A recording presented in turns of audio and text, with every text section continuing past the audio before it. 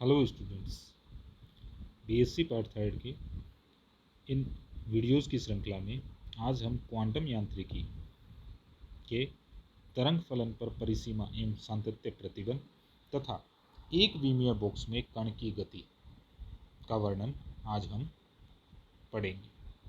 तो सबसे पहले हम बात करते हैं तरंग फलन पर परिसीमा एवं सातत्य प्रतिबंध। तो एक तरंग फलन के लिए मैक्स बोर्न की व्याख्या से, तो जो पीछे हमने पिछले वीडियो में हमने देखा था कि मैक्स बोर्न ने तरंग फलन की व्याख्या की और तरंग फलन की व्याख्या के आधार पर उसने कहा कि तरंग फलन साई आर को प्रायिकता आयाम कहते हैं। और साथ ही उसने कहा इन तरंग फलन साई आर टी पर दो प्रतिबंध लागू होते हैं। मैक्स बोर्न ने कहा कि इन तरंग फलन साई आर टी पर दो प्रतिबंध लागू होते हैं।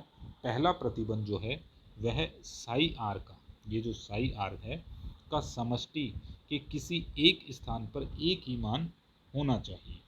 तो मैक्स बोर्न ने कहा इस साई आर का किसी स्थिति आर पर केवल एक ही मान संभव है, एक से अधिक मान संभव नहीं होते हैं, क्योंकि किसी एक स्थिति पर कण के पाए जाने की प्रायिकता जो होती है वो एक ही होती है।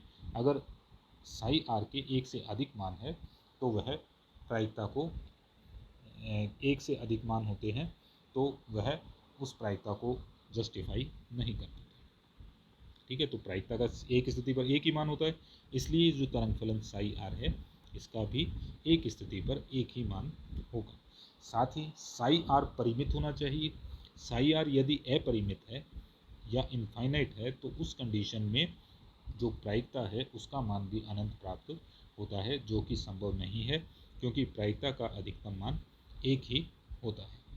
तो एक तरंग फलन के लिए मैक्स बोर्न की व्याख्या से समष्टि आकाश के प्रत्येक स्थान पर तरंग फलन एकमानी सिंगल वैल्यूड तथा परिमित फाइनाइट होना चाहिए। हमने पढ़ा श्रोडिंगर समीकरण जो है वह यह एक द्वितीय कोटि की अवकल समीकरण होती है। द्वितीय कोटि की अवकल समीकरण द्वितीय कोटि क्यों कहा? क्योंकि इसमें टर्म आती है del square psi upon del X square. ठीक है, इसलिए हमने कहा ये क्या है, यह एक द्वितीय कोटि की अवकल समीकरण होती है। अतः किसी परिमित विभव क्षेत्र वी आर में गतिशील कण के लिए del square psi upon del X square अर्थात डेल स्क्वायर साई भी परिमित होना चाहिए। यह तभी संभव है जब तरंग फलन साई तथा इसकी प्रवणता del psi upon del X, del psi upon del Y, del psi upon del Z अर्थात डेल साई जो है ये कंटिन्यूस हो। यदि ये कंटिन्यूस है तो उस कंडीशन में del square psi upon del X square या डेल स्क्वायर साई जो है यह कैसा होगा, यह परिमित होगा। अर्थात साई तथा del psi upon del X आदि एक्स वाई जेड के सतत फलन होने चाहिए। यदि विभव क्षेत्र की परिसीमा पर V X equals to infinity हो तो साई एक्स का मान शून्य होगा। यदि V X equals to infinity पर विभव क्षेत्र की परिसीमा पर V X equals to infinity हो, यदि विभव क्षेत्र का मान कितना हो, अनंत हो, तो वहाँ पर तरंग फलन का मान साई एक्स जो है वो शून्य प्राप्त होता है। अतः तरंग फलन साई पर परिसीमा एवं सातत्य प्रतिबंध निम्न होने चाहिए।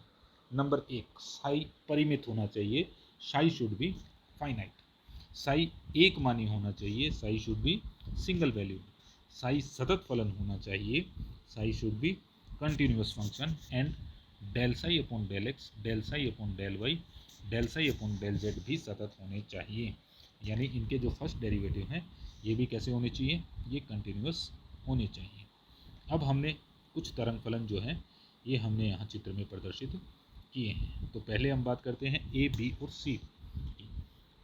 तो हम यहाँ देख रहे हैं ए, बी और सी के अंदर हमने कहा सबसे पहले यदि हम बात करें ए की, तो ए में हम देख रहे हैं किसी एक स्थिति x पर, हमने कहा ये स्थिति x है तो साई की एक वैल्यू ये पॉसिबल है, एक वैल्यू ये पॉसिबल है। तो साई x जो है ये सिंगल वैल्यूड नहीं है, एकल मानी नहीं है, तो ये तरंग फलन संभव नहीं है। फिर उसके बाद में हमने दूसरा कहा जो बी लिया हमने, डी के अंदर हमने कहा वैल्यू देखें हम, ये कंटिन्यूस तो है पर यहाँ पर एकदम शार्प पीक है, शार्प पीक है, तो इस स्थिति में del psi upon del X जो है यह सतत नहीं होता है, असतत होता है। ठीक है, तो इसलिए ये जो दूसरा है ये भी संभव नहीं।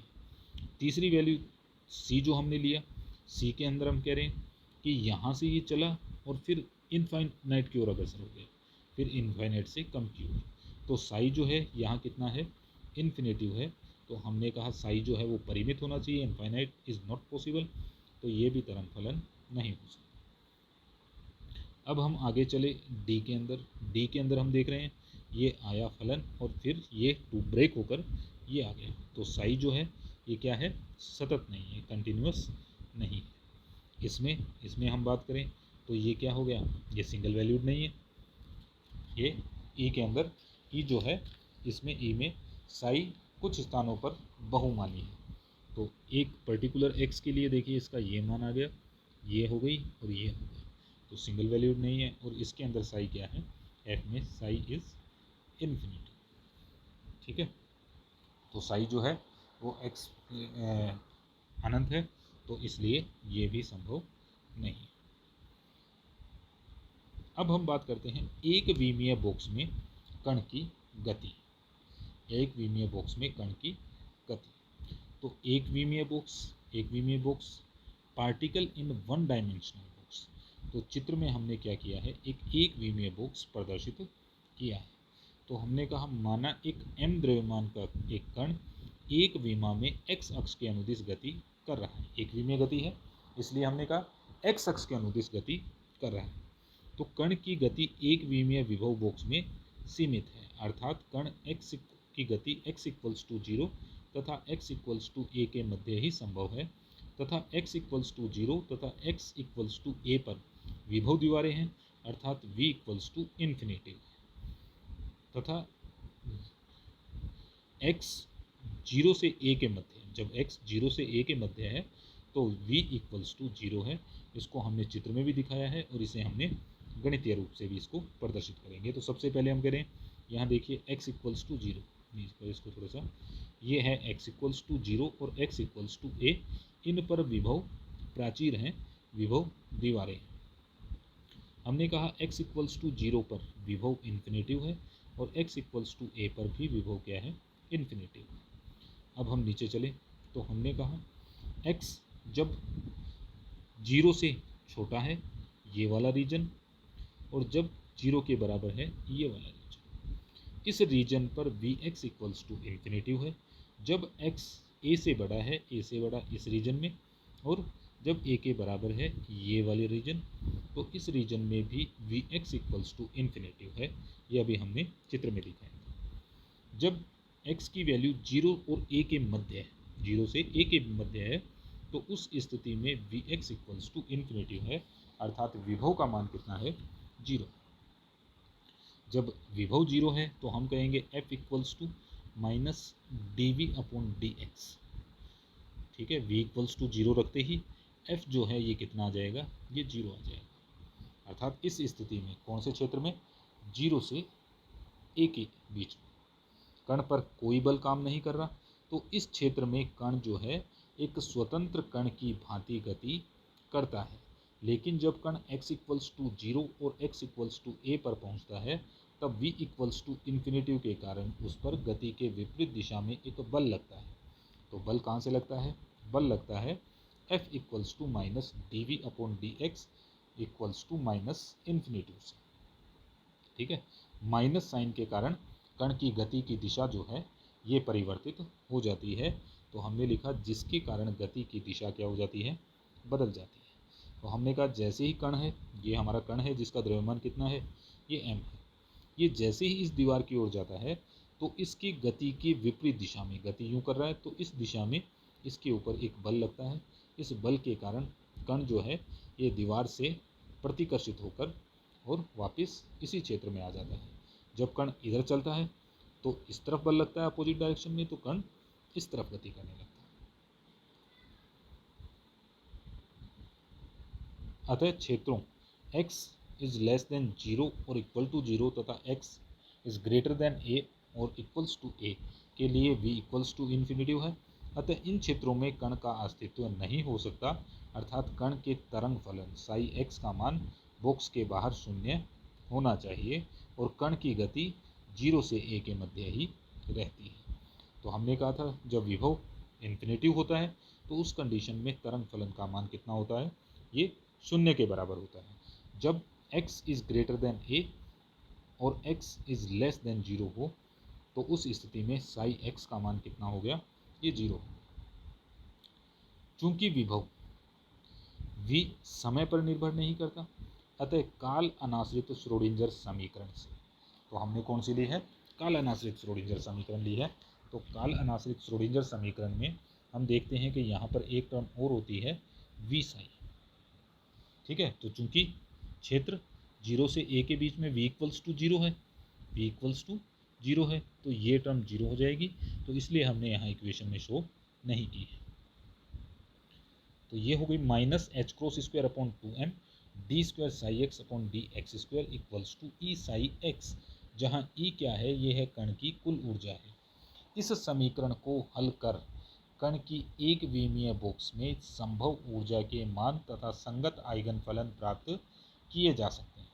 यदि समीकरण 1 को हम हल कर लें तो हमें आइगन फलन तथा एक विमीय बॉक्स में संभव ऊर्जा के मान हम ज्ञात कर सकते हैं। तो हमने कहा इस पद को यहाँ से इधर ट्रांसफर कर दिया, तो ये हो गई -2me upon H cross square, इसको हमने मान लिया के स्क्वायर के बराबर, तो K square equals to 2me upon H cross square. इस समीकरण के व्यापक हल psi X equals to A sine K X plus B cos K X होते। इसको हम हल कर लें, ये क्या है, द्वितीय कोटि की अवकल समीकरण है। इसको हल करने पर इसका जो हल मिलेगा वो हमें इस प्रकार से मिलेगा कि psi X equals to A sine K X plus B cos K X, जहाँ स्थिरांकों a तथा b का मान परिसीमा एवं सातत्य प्रतिबंधों के द्वारा ज्ञात किया जाता है। ए और बी की वैल्यू हम किससे फाइंड आउट करेंगे, बाउंड्री एंड कंटिन्यूअस कंडीशन से, जहाँ स्थिरांकों a तथा b का मान परिसीमा तथा सातत्य प्रतिबंधों से ज्ञात किया जाता है। तो हमने कहा स्थिरांकों a तथा b का निर्धारण करना है, स्थिरांकों a तथा b का निर्धारण करना है। तो हमने कहा एक विमीय बॉक्स के लिए जब x इक्वल्स टू 0 तथा x इक्वल्स टू a पर v इक्वल्स टू इन्फिनिटिव है, अतः इन दोनों स्थानों पर तरंग फलन साई x का मान शून्य होना चाहिए, अर्थात psi x equals to 0 at x equals to a। जब x इक्वल्स टू 0 है तो इस स्थिति में साई x जो है वह 0 के बराबर होता है। तो हमने लिखा साई x इक्वल्स टू 0 और x के स्थान पर हमने यहाँ 0 रख दिया, तो a साइन के x के स्थान पे 0, के x के स्थान पर 0 प्लस b कोस के x, तो यहाँ भी x के स्थान पर हमने 0 दे दिया। इसको जब हम हल करते हैं तो हमने कहा 0 बराबर ये टर्म 0 हो जाएगी और ये टर्म हो जाएगी प्लस b, तो b इक्वल्स टू 0 हमें प्राप्त होता है। ये b की वैल्यू हमने कहाँ रख दी, b की वैल्यू जो ऊपर हमने समीकरण 3 लिखी थी यहाँ रख देते हैं। b इक्वल्स टू 0 रखते ही ये टर्म जो है ये खत्म हो जाएगी, तो साई x जो है ये हमें प्राप्त होता है psi x equals to a sine K x। इसको हमने समीकरण नंबर 5 से स्थिरांक a का मान ज्ञात करने के लिए प्रसामान्यीकरण शर्त का उपयोग करते हैं। तो हमने कहा psi star x plus psi x D X equals to 1, ये हो गया a square sine square K X D X equals to 1। ये a स्क्वायर को हमने बाहर ले लिया, कांस्टेंट है, sign square K X D x, और गति जो है ये हमारी 0 से a के मध्य है, तो समाकलन करेंगे वो 0 से a के लिए करेंगे, तो वैल्यू हमें मिली a square dot a by 2, जो समाकलन आया हमारा कौन सा, 0 से a sign square K X D x, इसका मान हमें आता है a बाई 2। इसको हम हल करें तो समाकलन आता है a बाई 2, तो ये हो गया a square dot a by 2 equals to 1, तो a की वैल्यू हमने निकाल ली a equals to root of 2 upon a। इसको हमने समीकरण 6 से डिनोट कर दिया। इस समीकरण 6 से मान 5 में रखा, तो हमने कहा एक विमीय बॉक्स में कण का तरंग फलन जो है, एक विमीय बॉक्स में कण का तरंग फलन psi x equals to √2/a sine K X प्राप्त होता है। यह हो गई हमारी समीकरण नंबर 7। हम बात करते हैं अब आइगन फलन की। तो हमने कहा एक विमीय बॉक्स के अंदर कण की कुल ऊर्जा E = p²/2m है का संकारक h cap minus h cross square d²/dx², जो कि हमारा क्या है, हैमिल्टनी संकारक है, तथा श्रोडिंजर समीकरण हो गई minus h cross square d²ψ/dx² E psi x eigen मान समीकरण कहलाती है। तो ये तो हो गया संकारक, इतना साई को छोड़कर, ये हो गया इसका आइगन मान, और ये हो गया आइगन फलन। ठीक है, तो h तो हो गया संकारक, इस संकारक के लिए आइगन मान हो गया E, और साई एक्स हो गया आइगन फलन। तो ये जो समीकरण है, जो समीकरण हमने यहाँ प्रदर्शित की है, यह आइगन मान समीकरण कहलाती है, जहाँ साई एक्स ऊर्जा आइगन फलन कहलाता है। आइगन मान समीकरण के हल से आइगन फलन Sai x = √2/a sine K X प्राप्त होता है। हमने कहा विभव बॉक्स की परिसीमा x = a पर साई x = 0 लेते हैं। साई x = 0 लिया तो ये टर्म इधर हो गई 0, यहाँ हमने रख दिया a x के स्थान पर, तो ये हो गया √2/a के a = साइन के a = 0। तो के a = कितना आ गया, n पाई, जहाँ n 1 2 3 पूर्णांक है।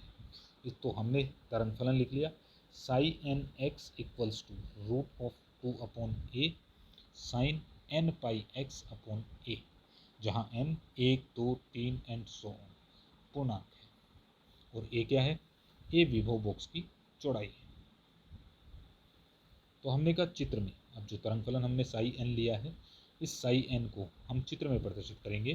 तो हमने कहा चित्र में n = 1 2 3 के संगत तरंग फलनों साई 1 साई 2 साई 3 तथा प्रायिकता साई 1 का मापांक का स्क्वायर, साई 2 के मापांक का स्क्वायर तथा साई 3 के मापांक मॉडुलस का स्क्वायर हम लेते हैं। यहाँ स्क्वायर आएगा, ये है ना, ये जो हमने यहाँ क्यूब दिखा दी, ये देखिए यहाँ पर ये क्यूब जो है ये स्क्वायर होगी को दिखाया गया है।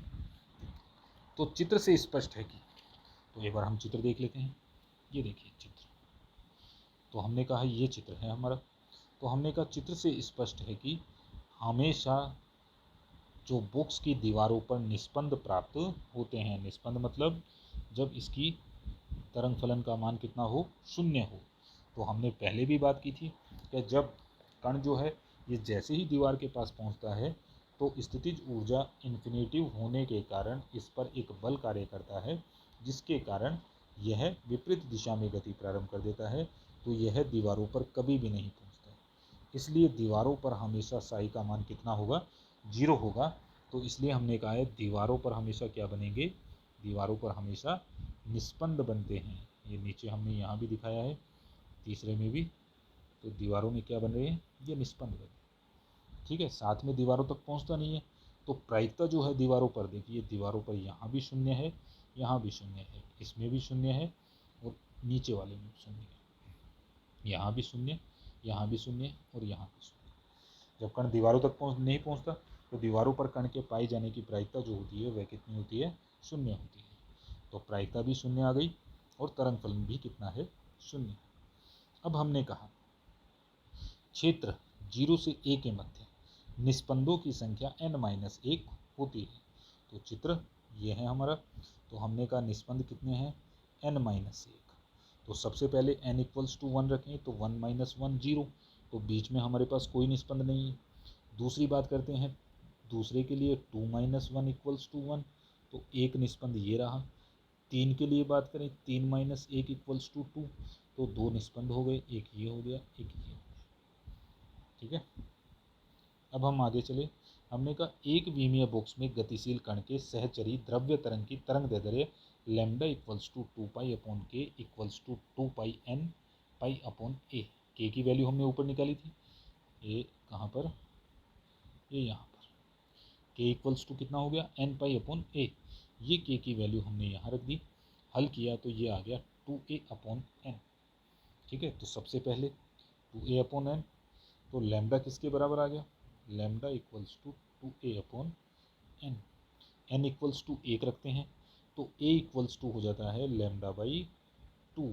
तो मतलब ये जो हमारे पास ये जो a चौड़ाई है इसमें कितनी तरंग होगी, इसमें आधी ही तरंग। दूसरी कंडीशन हम लेते हैं, हमने लिखा lambda equals to 2a upon n, n equals to 2 रख दें तो lambda equals to 2a upon 2, 2 से 2 कैंसिल, तो लैम्डा इक्वल्स टू a।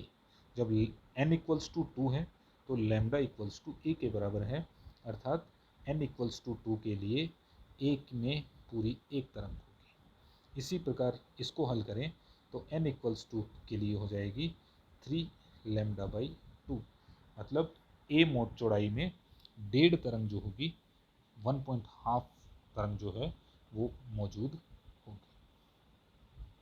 ठीक है, अब हमने ये यहाँ प्रदर्शित किया है, ये इसका स्क्वायर है। तो देखिए यहाँ एक बार फिर हम देख लेते हैं, ये देखिए यहाँ पर ये जो है ये यहाँ भी कितना होगा, ये स्क्वायर से हमें डिनोट करना है। तो चूंकि स्क्वायर है तो देखिए तरंग फलन के अंदर कुछ टर्म्स जो हैं वो पॉजिटिव हैं, कुछ नेगेटिव हैं, परंतु जब इनका स्क्वायर करेंगे तो सारी टर्म जो आएंगी वो कैसे आएंगी, ये सारी पॉजिटिव आएंगी। ठीक है, हमें ये इक्वल बनानी है। ये जो है ये देखो ये थोड़ा बड़ा बन गया, ये थोड़ा छोटा है, हमें सारी की सारी इक्वल बनानी है। ठीक है, चित्र हमने समझ लिया। अब हमने कहा चित्र बी के अनुसार भिन्न भिन्न n के मान के लिए बॉक्स के किसी स्थान x पर कण के पाए जाने की प्रायिकता भी भिन्न भिन्न होती है। तो हमने कहा यहीं से देख लेते हैं, यहाँ पर प्रायिकता 0 है, फिर प्रायिकता अधिकतम हुई और फिर कम हुई। इसी प्रकार से यहाँ 0 है, बढ़ी, फिर कम हुई, फिर बढ़ी, फिर कम हुई। तो हम कह रहे हैं जब n इक्वल्स टू 1 है, n इक्वल्स टू 1 के लिए साई1 के मापांक का स्क्वायर, साई1 के मॉडुलस का स्क्वायर का अधिकतम मान जो है वो कहाँ मिल रहा है, n इक्वल्स टू 1 के लिए विभव बॉक्स के मध्य में प्राप्त होता है। परंतु n इक्वल्स टू 2 की यदि मैं बात करूं तो विभव बॉक्स के मध्य में प्रायिकता का मान कितना होता है, 0 होता है। ये देखिए चित्र में हमने दिखाया ये विभव बॉक्स का मध्य है। तो यहाँ पर हम देख रहे हैं जब n इक्वल्स टू 1 है प्रायिकता अधिकतम है, परंतु n इक्वल्स टू 2 के लिए प्रायिकता का मान कितना है, न्यूनतम। तो इससे हमें ये मिलता है, ये हमने लिखा है n इक्वल्स टू 2 के लिए बॉक्स के मध्य में कण के पाए जाने की प्रायिकता 0 होती है। न्यूनतम ऊर्जा स्तर में कण के बॉक्स के केंद्र पर पाए जाने की प्रायिकता अधिकतम, जबकि प्रथम उत्तेजित स्तर के लिए केंद्र पर पाए जाने की प्रायिकता जो है ये कितनी होती है, ये 0 होती है। तो ये हमने चित्र में यहाँ प्रदर्शित किया है, देखिए। तो न्यूनतम के लिए अधिकतम और प्रथम उत्तेजित स्तर के लिए मध्य में प्रायिकता 0 हो गई। तो हमने लिखा है न्यूनतम ऊर्जा स्तर में कण के बॉक्स के केंद्र पर पाए जाने की प्रायिकता अधिकतम, जबकि प्रथम उत्तेजित स्तर के लिए केंद्र पर पाए जाने की प्रायिकता 0 होती है। चिरसम्मत यांत्रिकी के अनुसार कण के बॉक्स में कहीं भी पाए जाने की प्रायिकता नियत तथा एक समान होती है। तो चिरसम्मत यांत्रिकी क्या कहती है कि बॉक्स में कण कहीं भी स्थित हो उसकी प्रायिकता जो है वह नियत होगी और एक समान होगी।